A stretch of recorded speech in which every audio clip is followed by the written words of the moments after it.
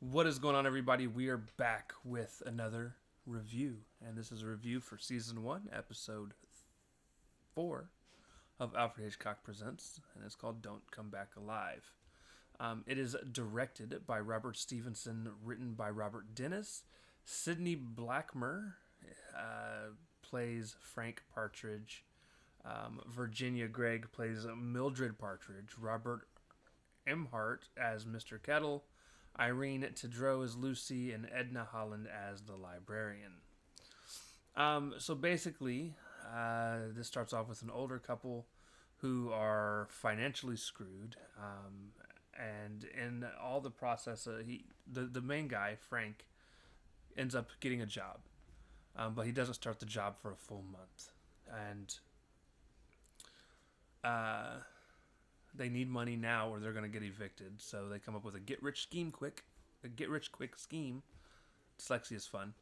And what it is supposed to do is, or what the plan is for her to disappear and go live in another city, under a new name and new look, and she is to not come back for 7 years, because after 7 years he can claim that she's been disappeared long enough to be considered dead. And she agrees with it, and they do it in a way where it seems like he drops her off. The story is she gets picked up by a bus and it did for something and disappears. He drops her off at the hotel room, goes back home, and they plan days to see each other, right? Now, during this episode, there is this insurance adjuster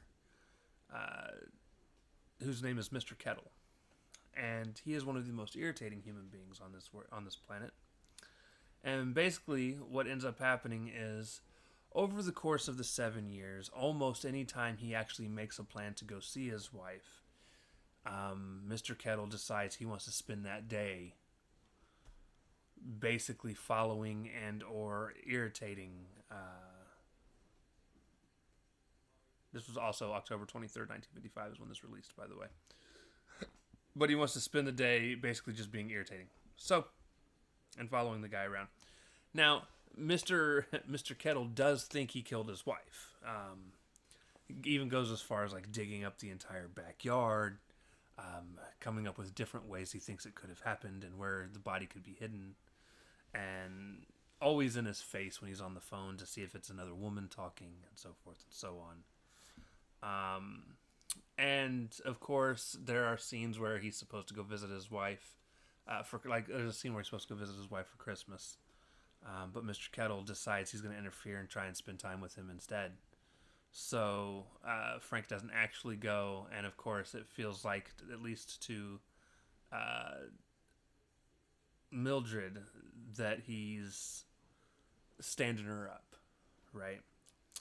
He's in the process of, towards the end, he's in the process of writing her a letter, and it's the end of the 7 years, and he's so excited to finally get to see his wife, because, their plan was for this to happen, and then they were going to go buy a house on land out in the middle of nowhere and just disappear. And she shows up the day, 2 days before, I think it's the day before, or 2 days before, he's supposed to get the money, and she comes in, and he's like, "What are you doing back here? We got a couple more days." And she's like, "I just thought I'd come see you." And she looks around at the place, and she's dressed in real nice clothes, and like he walks up to hug her, and she like pulls away and almost kind of, grimaces and doesn't want. It looks like she doesn't want anything to do with him, and she finally looks at him, and she's like, "I'm calling off this whole thing." And he's like, "Well, what do you?" He's like, "Huh? But we're 2 days away." And she's like, "Yes, but I'm calling off this whole thing, and I want a divorce." And he's like, "A divorce? A divorce? What for?" And she's like, "I've grown apart. I no longer care. I've got this new life, new things, and a new love." So she's been dating someone else. And he gets super mad, and he's like, "No, you've been dead for 7 years. Everyone thinks that you're dead, so you might as well be dead." And he grabs a candlestick and whacks her and ends up killing her.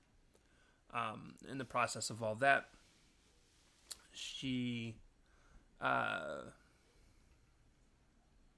she dies, he ends up burying her in the yard. And a couple days later, he's getting ready to head out up to the courthouse, and the big guy who, Mr. Kettle, who's been hounding him this entire episode, meets up with him, and he's like, somehow you tricked me. And he's like, I didn't trick you. I never killed my wife. And he's like, we just never found the body. He's like, but you know what? You win.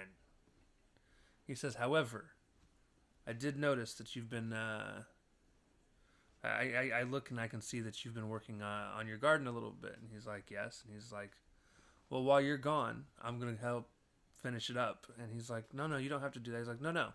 While you're gone, I'll have it done by the time you even get back. And all of a sudden, he takes a shovel and starts digging in the hole. And you see Mr. Partridge, Frank, standing there, just getting more and more tense. And the episode ends, and Alfred Hitchcock comes on. Hitchcock is like, just to let you guys know and give you guys an idea, they did find Miss Partridge, and was able to give her a proper and good burial. So they hint that she was found, which is the bummer, by the way. I'd have preferred he get away with it. Only because they agreed to something, and she's the one that went and looked at other places. He didn't look for anyone. Just saying. They agreed to something, and then she turned her back on it. So, but no, it's a fun episode. This is one of the better ones so far. I mean, we've only seen 4 episodes, and this is at least in the top half of the 4. So but yeah, I enjoyed it. I vaguely remember the next episode as well. It's a story that I think is the second time I've actually heard this story in 2 different places, and told in 2 different ways. So that'll be fun to get into. But yeah, so that is going to do it, guys. That is the end of this review. So we'll see you guys next time. Love you. Peace.